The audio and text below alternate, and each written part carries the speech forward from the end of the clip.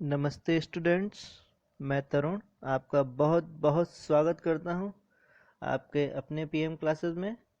आज हम अध्याय 1 के विद्युत आवेश तथा क्षेत्र electric charge and field part 4 को डिस्कस करेंगे। अगर आपने अभी तक इलेक्ट्रिक चार्ज एंड फील्ड के पार्ट 1, पार्ट 2, पार्ट 3 को नहीं देखा है तो प्लीज़ पहले उनको देख लें, तभी आप पार्ट 4 को अच्छे से समझ पाएंगे। आज हम इलेक्ट्रिक डाइपोल के कारण निरक्षीय स्थिति में स्थित किसी बिंदु पर नेट इलेक्ट्रिक फील्ड निकालना सीखेंगे। इससे पहले वाले लेक्चर में पार्ट 3 में हमने देखा था कि इलेक्ट्रिक डाइपोल के कारण अक्षीय स्थिति में स्थित किसी बिंदु पर इलेक्ट्रिक फील्ड। आज हम देखेंगे निरक्षीय स्थिति। तो सबसे पहले निरक्षीय स्थिति को समझ ले। एक्चुअल में निरक्षीय स्थिति क्या होती है? निरक्षीय स्थिति वास्तव में यदि हम किसी डाइपोल को मध्य बिंदु पर कोई लंब डाल दें तो उस पर जितने भी पॉइंट मिलेंगे वो पॉइंट जो होंगे वो निरक्षीय स्थिति के पॉइंट होते हैं। चलिए दिखाते हैं हमको। ये देखिए, ये मेरा डाइपोल था। ये इस डाइपोल में ये नेगेटिव चार्ज है, ये पॉजिटिव चार्ज है। इसका ये मध्य बिंदु, इस मध्य बिंदु पर एक लंब डाला गया, जिसे आपने मैथ में पढ़ते हैं, कहते हैं लंबार्धक। यानी कि एक ऐसी लाइन जो लंब भी हो और अर्धक भी करे किसी रेखा का। तो आप ऐसे समझ सकते हैं कि इलेक्ट्रिक डाइपोल के लंबार्धक पर स्थित बिंदु जो होंगे वो सभी बिंदु निरक्षीय स्थिति के बिंदु होंगे। कैसे बिंदु होंगे? निरक्षीय स्थिति के बिंदु होंगे। देखिए, ये लंबार्धक जो जा रहा है इस तरह से, ये लंबार्धक जो है इस पर एक बिंदु हमारा P था। इस बिंदु P पर हमें नेट इलेक्ट्रिक फील्ड निकालनी है। क्या निकालनी है हमको? नेट इलेक्ट्रिक फील्ड निकालनी है। तो यही हम आज की क्लास में डिस्कस करेंगे कि इलेक्ट्रिक डाइपोल के कारण निरक्षीय स्थिति में किसी बिंदु P पर नेट इलेक्ट्रिक फील्ड, यानी कि हमें यहाँ पर भी दो इलेक्ट्रिक फील्ड मिलेंगे, E1 और E2, और हमें क्या निकालना है? Net electric field E net, यानी कि कुल। चलिए देखते हैं क्या करते हैं। तो यहाँ पर देखिए लिखा भी हुआ है कि वैद्युत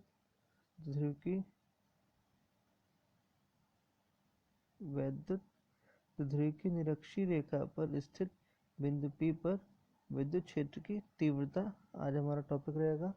और ये बहुत ही इम्पोर्टेंट टॉपिक है। इनसे क्वेश्चंस विगत वर्षों में आते रहे हैं आपके बोर्ड्स एग्जाम्स में। चलिए देखते हैं। सबसे पहले हम लोग क्या करेंगे, एक इलेक्ट्रिक डाइपोल बना लेंगे। डाइपोल आप जानते हैं क्या होता है? जब दो बराबर परिमाण के तथा विपरीत प्रकृति के आवेश बहुत ही अल्प दूरी पर रखे होते हैं तो उसे हम इलेक्ट्रिक डाइपोल कहते हैं। इससे पहले क्लास में हम लोग ये डिस्कस कर चुके हैं।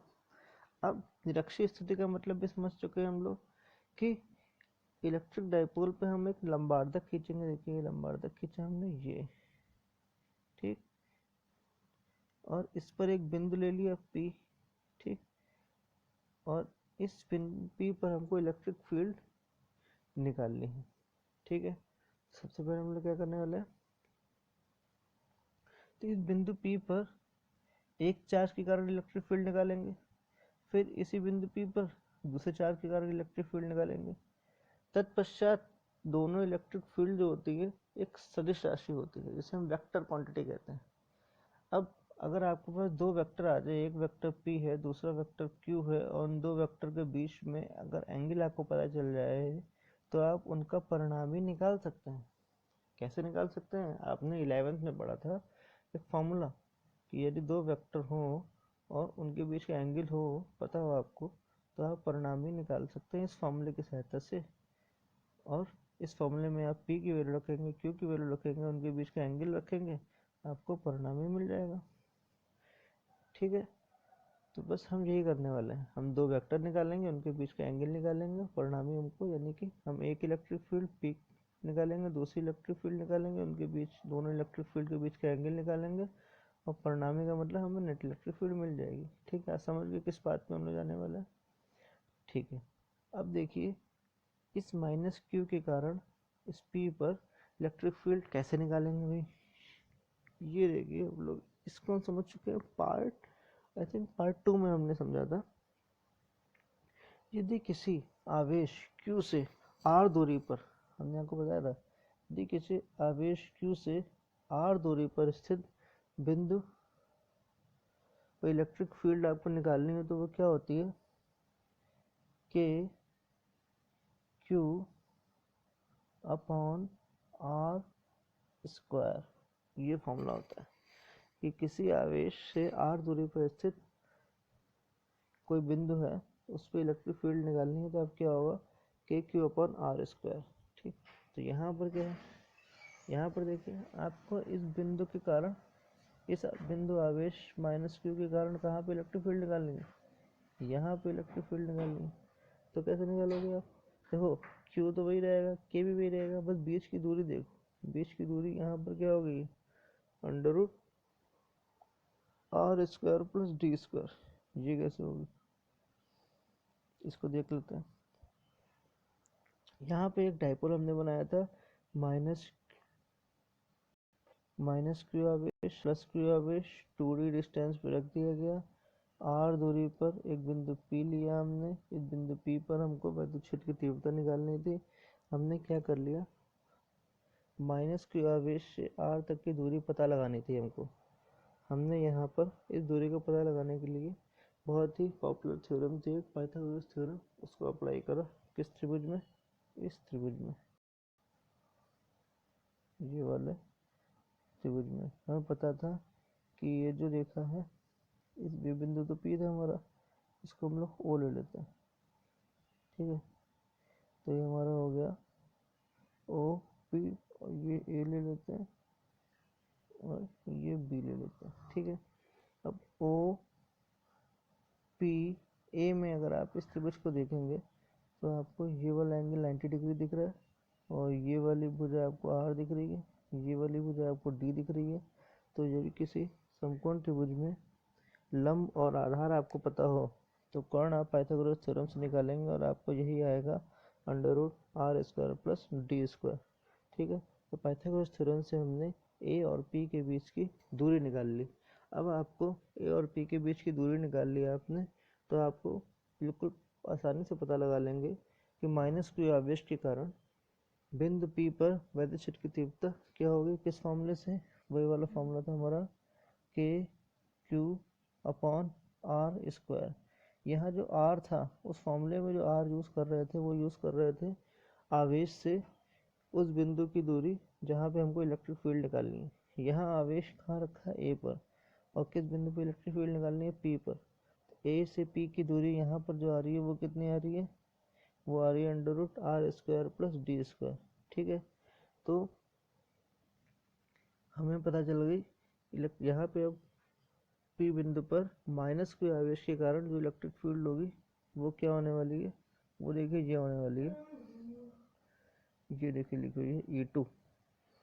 कैसे, के की जगह के तो वही फिक्स है वैल्यू, क्यू आवेश लिख दिया अपॉन आर स्क्वायर, यानी कि ए और पी के बीच की दूरी का वर्ग, और जैसे ही under root R square plus T square का वर्ग करेंगे तो रूट और स्क्वायर कैंसिल आउट हो जाएगा और हमको क्या मिल जाएगा, ये मिल जाएगा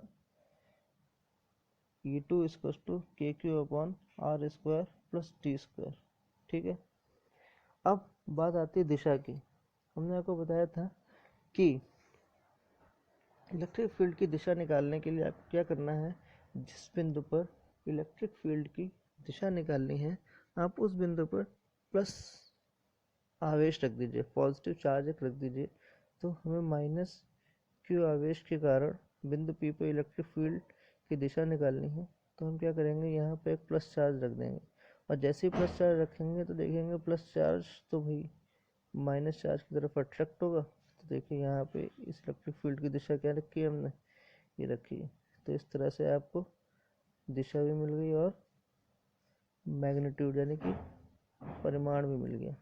तो माइनस Q आवेश के कारण बिंदु P पर इलेक्ट्रिक फील्ड कितनी होगी, K Q upon R square plus D square, और दिशा कौन सी होने वाली है, दिशा माइनस Q आवेश की तरफ होने वाली है। इस तरह से आपने क्या निकाल लिया, E2 निकाल लिया।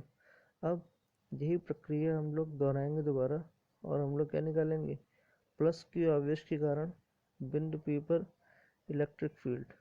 ठीक है, अब प्लस Q आवेश के कारण बिंदु P पर इलेक्ट्रिक फील्ड निकालने का तरीका बिल्कुल वैसा ही है। अब हम सबसे पहले निकालेंगे इस प्लस Q आवेश और बिंदु P के बीच की दूरी कितनी है। जब आप ध्यान से देखें कि यहाँ पर भी बिल्कुल वही स्टेप्स लगेंगे। अगर आप इसको P ले लें, इसको B ले लें और इसको O ले लें, तो OPB त्रिभुज को देखें ध्यान से, इसके अंदर आधार में आपको D दिख रहा है, लंब में आपको R दिख रहा है। पाइथागोरस थ्योरम से आप क्या निकाल लेंगे, इसका प्लस Q आवेश और बिंदु P के बीच की दूरी निकाल लेंगे, और ये कितनी आएगी, √R² प्लस D स्क्वायर। ठीक है, और इस दूरी को यूज़ कर लेंगे हम लोग किस फॉर्मूले में, के क्यू अपॉन आर स्क्वायर, यानी कि प्लस Q आवेश के कारण इतनी दूरी पर वैद्युत क्षेत्र की तीव्रता कितनी होगी, देखिए यहाँ पे लिखी हुई है, वो होगी K Q upon R square. यहाँ आर की जगह क्या लिखना है हमको, लिखना है हमको √R² प्लस डी स्क्वायर। ठीक है, तो हमने ये लिखा, और इसका रूट और स्क्वायर कैंसिल आउट हो जाएगा।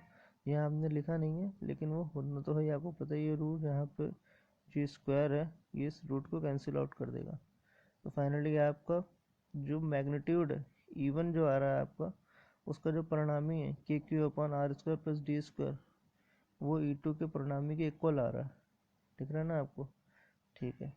तो इस तरह से आपने प्लस Q आवेश के कारण इतनी दूरी पर वैद्युत क्षेत्र की तीव्रता निकाल ली। अब E1 की दिशा की बात करते हैं। E1 की दिशा निकालना अभी आपको बताया गया था। E1 की क्या, इलेक्ट्रिक फील्ड की दिशा निकालने का तरीका हमेशा वही रहेगा कि जहाँ पे आपको इलेक्ट्रिक फील्ड निकालनी है वहाँ पे आप प्लस चार्ज रख दीजिए। अब ये बताइए, इस प्लस चार्ज के कारण यहाँ पे जो प्लस चार्ज रखा है उस पर बल किधर की ओर लगेगा, ऑब्वियसली इधर की ओर लगेगा। क्यों, क्योंकि समान चार्ज क्या करते हैं, एक दूसरे को प्रतिकर्षित करते हैं। इसलिए E1 जो है उसकी दिशा भी हमको मिल गई। इस तरह से हमको फाइनल रिजल्ट क्या मिल गए, E1 की वैल्यू ये, और दिशा ये, और E2 की वैल्यू ये, और दिशा ये। ठीक है, और हमको दो वेक्टर क्वांटिटीज मिल गई E1 E2। हमारा तीसरा स्टेप क्या है, इनके बीच का कोण निकालना। इस तरह से हमको E1 और E2 के बीच का कोण पता चल जाए तो हम लोग आसानी से इनका परिणामी यानी कि नेट इलेक्ट्रिक फील्ड निकाल लेंगे। अब देखिए कोण कैसे पता लगाएंगे। हमने 9th में एक थ्योरम पढ़ी थी, बहिष्कोण। किसी त्रिभुज का बहिष्कोण हम लोग कैसे पता लगाते हैं। अब ये त्रिभुज अगर हम लोग ध्यान से देखें, ये त्रिभुज यहाँ पे तो लिख लीजिएगा, मैंने यहाँ पे पेन से नहीं लिखा है, यहाँ पे इस तरह से आपको एक्स्ट्रा मैंने नोट्स में नोट डाउन नहीं दिख रहा है आपको, मैं ये लिख रहा हूँ, इसको भी आप नोट्स बनाएंगे तो ऐसे P बिंदु लिख देंगे, इसको A बिंदु लिख लीजिएगा, इसको B बिंदु लिख लीजिएगा। ठीक है, नोट डाउन कर लीजिएगा। चलिए देखते हैं। अब इस त्रिभुज PAB में देखिए बहिष्कोण कौन सा है। आपको पता है यदि किसी त्रिभुज की एक भुजा को बढ़ा दिया जाए तो वो जो भुजा है वो इस तरह से जो कोण बनाती है उसे कहते हैं हम लोग बहिष्कोण। तो यहाँ पे भी तो देखिए यही है। अब यहाँ पे देखिए PAB में भी एक ऐसे ही तो भुजा बढ़ गई, तो ये वाला कोण जो होगा बहिष्कोण होगा, बिल्कुल होगा।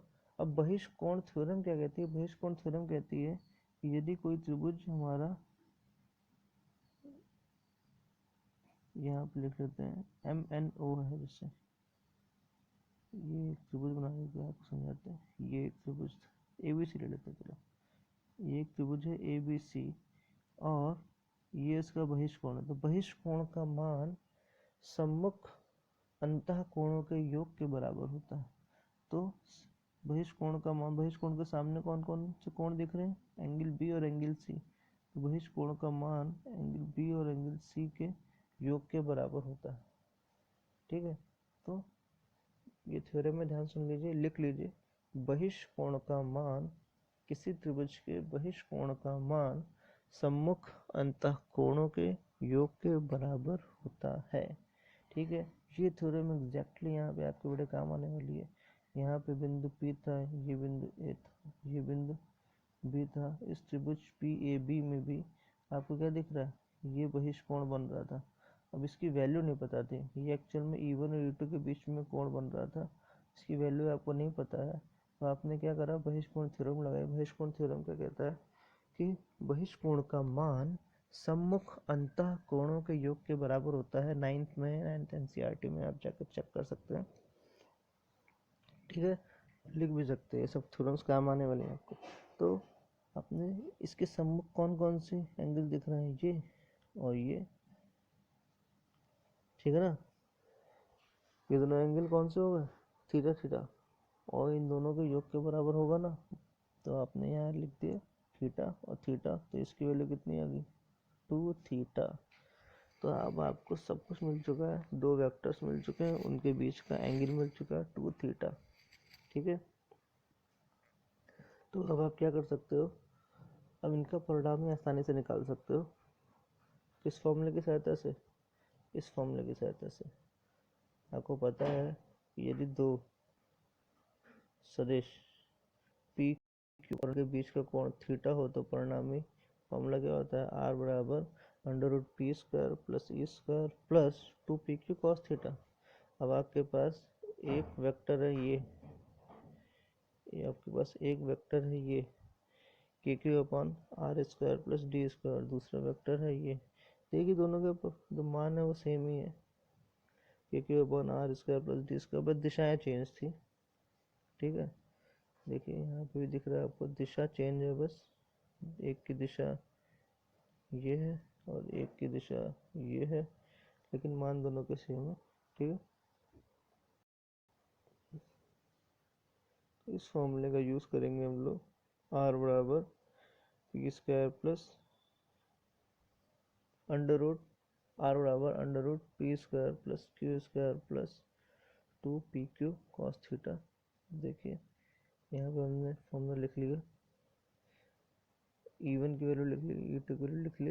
अब परिणामी विद्युत क्षेत्र ई नेट को निकालने के लिए हमने उस फॉर्मूले में P की जगह डाल दिया E। अब देखिए हमने ये भी बता दिया कि जो E1 है E2 दोनों के मैग्नीट्यूड बराबर है, तो हम लोग P Q अलग अलग डाले, P और Q दोनों की वैल्यू E डाल देंगे। ठीक है, उनके बीच का जो कोण है वो 2 थीटा है।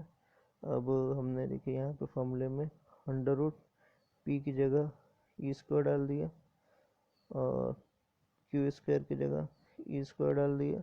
फिर आता है 2pq, पी की जगह ई और क्यू की जगह ई, और उनके बीच का जो कोण यहाँ कॉस थीटा आता था, यहाँ पे कोण कितना है 2 थीटा था, तो यहाँ हमने लिख दिया कॉस 2 थीटा। तो फाइनली यहाँ पर ये बन गया हमारा under root E square plus 2e into E cos 2 theta. अब देखिए शुरुआत के जो ई स्क्वायर और ई स्क्वायर है उनको ऐड करके हमने इस लाइन में 2e स्क्वायर लिख दिया, और यहाँ पर ये दो ई गुणा में थे, इनको लिख दिया 2e स्क्वायर कॉस 2 थीटा। ठीक है, अब देखिए यहाँ पर इस वाली लाइन को अपने आप देख लीजिए, सबसे लास्ट वाली लाइन जो है इसमें लिखा हुआ है ये वाली लाइन कि 2e स्क्वायर हमने कॉमन ले लिया। अब यहाँ से और यहाँ से 2 स्क्वायर कॉमन ले लिया, 2e स्क्वायर, तो हमें क्या मिल गया 1 प्लस कॉस 2 थीटा। ठीक है, 1 plus cos 2 theta.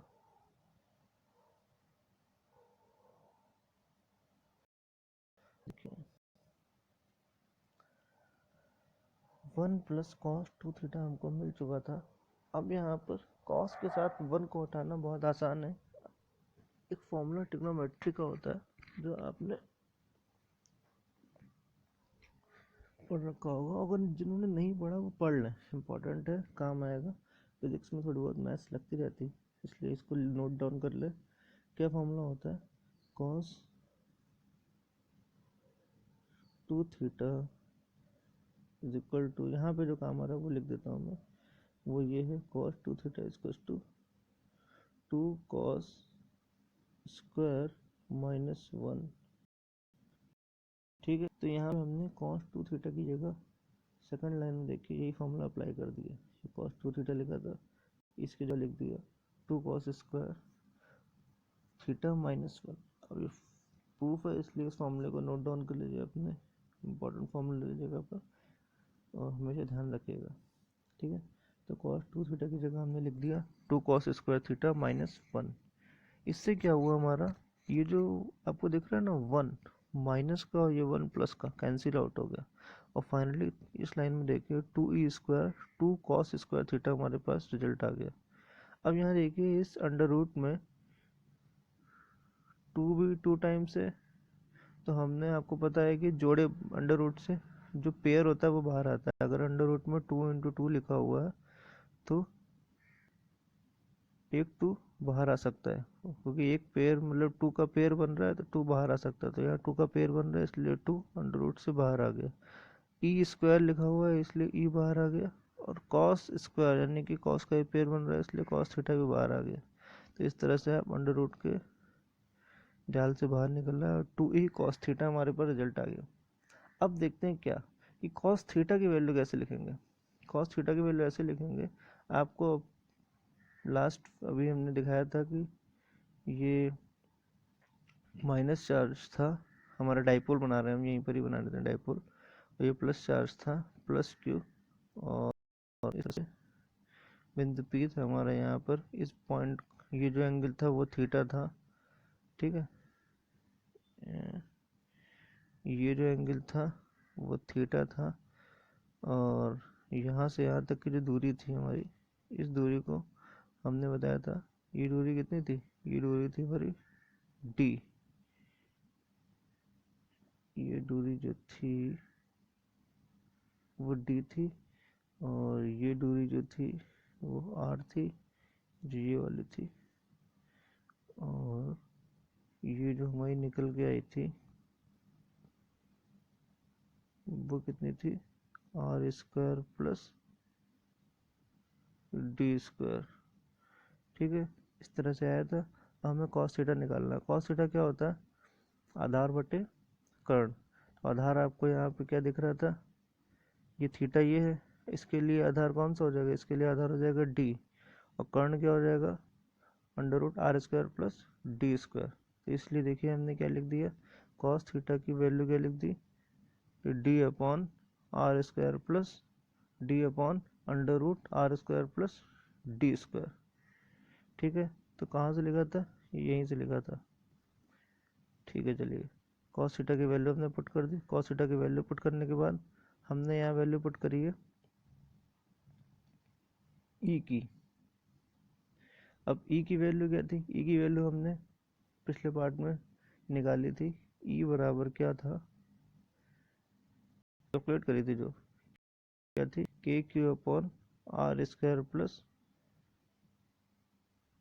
D square. ठीक है, तो ये हो गई हमारी ई की वैल्यू, और जो इधर पार्ट बचा हुआ, ये पार्ट बचा हुआ, ये वैल्यू थी हमारी कॉस थीटा की वैल्यू। इसे वैल्यूज हमने पुट कर दी। वैल्यूज पुट करने के बाद देखिए आप 2QD, इस लाइन को देखिए ध्यान से, इसमें दिख रहा है आपको 2QD, इस 2Q और D को पास पास लिख लिया। 2QD आपको देखा देखा लग रहा है, 2QD वैल्यू होती है विद्युत द्विध्रुव की P की वैल्यू। तो आपने 2QD की जगह क्या लिख दिया, अगली लाइन में 2QD की जगह आ गया आपका P के, तो वैसे ही आपने एज इट इज लिख दिया। अब यहाँ पे बात आती है कि इन दोनों को हमने सॉल्व करके इस पे जो पावर अपनी 1, इस पे पावर है 1/2, और एक और आधा जोड़ो तो कितना होता है 3/2, यानी कि 1.5, यहाँ 1.5 बना दिया। ठीक, इसके बाद देखिए हमने एक बात बताई, जैसे कि हमने इससे पहले लेक्चर में जो हमने अक्षीय स्थिति में बात करी थी वहाँ भी देखा था ये कि आर जो है वो डी की अपेक्षा बहुत बड़ा है, क्योंकि डी जो है वो क्या था, डी प्लस चार्ज और माइनस चार्ज के बीच की दूरी थी, यानी कि जो डाइपोल होता है उसमें प्लस चार्ज और माइनस चार्ज कितनी दूरी पे स्थित हो, उसके बीच की जो अल्प दूरी होती है वो होती है 2d। अब 2d अपने आप में एक अल्प दूरी है, तो उसकी आधी यानी कि d तो बहुत ही अल्प दूरी होगी। तो वही यहाँ पे लिखा हुआ है कि d is very very less than r। d जो है बहुत छोटा है r से, इसलिए d स्क्वायर को हम लोग, डी स्क्वायर तो और ही छोटा हो जाएगा। जब भी कोई छोटी वैल्यू होती है जैसे कि 0.2 है, इसका स्क्वायर अगर आप कर दें तो वो और ही छोटी वैल्यू आती है, वो आ जाती है 0.04। ठीक है ना। तो इस तरह से वो और छोटी वैल्यू आ जाएगी। तो डी छोटा है, उसका स्क्वायर करेंगे तो बहुत ही छोटा आ जाएगा, तो इसलिए हमने डी स्क्वायर को नियर अबाउट ज़ीरो कर लिया। जैसे जी स्क्वायर को आपने ज़ीरो कर दिया तो आपको आर स्क्वायर की पावर 3/2 आ जाएगा, और ये टू कैंसिल आउट हो जाएगा, और फाइनल रिजल्ट आपको आ जाएगा ई नेट की वैल्यू KP/R³। मुझे आशा है कि आपको अच्छे से क्लियर हुआ होगा। कहीं भी कोई दिक्कत हो, कोई परेशानी हो तो आप मुझे कमेंट कर सकते हैं, मुझसे प्रश्न पूछ सकते हैं। इसी के साथ मैं इस कक्षा को समाप्त करता हूँ। धन्यवाद।